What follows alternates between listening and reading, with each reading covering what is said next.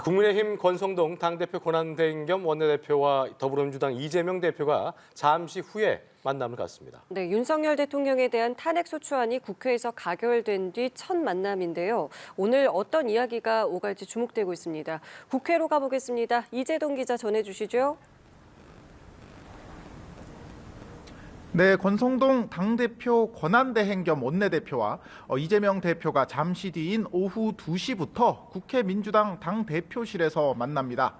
지난주 원내 사령탑으로 새롭게 선출된 권성동 원내대표가 이 대표를 찾는 형식인데요.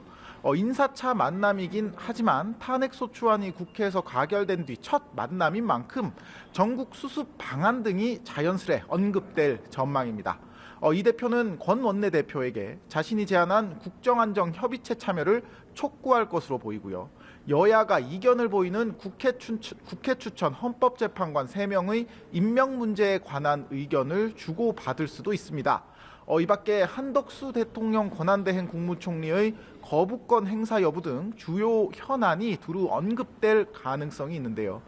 윤석열 대통령 탄핵안 가결 이후 여야의 초강경 대치가 이어지고 있어 이번 만남이 유의미한 성과로 이어질 가능성은 낮아 보입니다. 앞서 민주당도 이번 만남이 회동이나 회담의 성격이 아닌 상견례일 뿐이라며 확대 해석을 경계했습니다.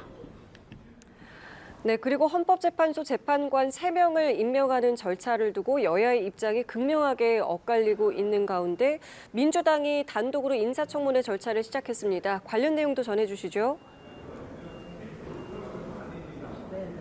네, 민주당은 국회목 3명의 헌법재판관 임명을 위한 인사청문 특위를 오늘 오전 야당 단독으로 소집했습니다.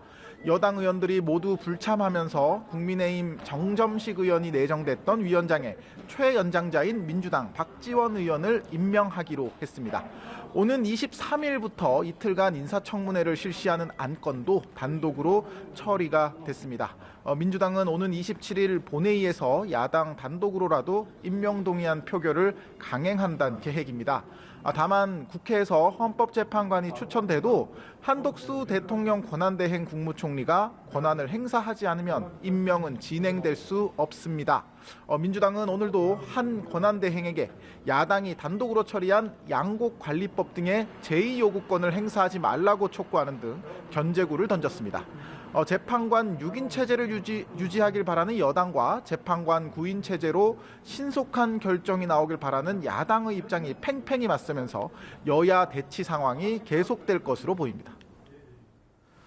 자, 오후 3시부터는 국민의힘 비상의원 총회도 예정이 돼 있는데 한동훈 대표 사퇴 이후에 당 지휘부 공백을 메우게 될 비대위원장의 윤곽 나올 수 있겠습니까? 네, 국민의힘은 의원총회에서 비대위원장 후보군을 우선 추릴 것으로 보입니다.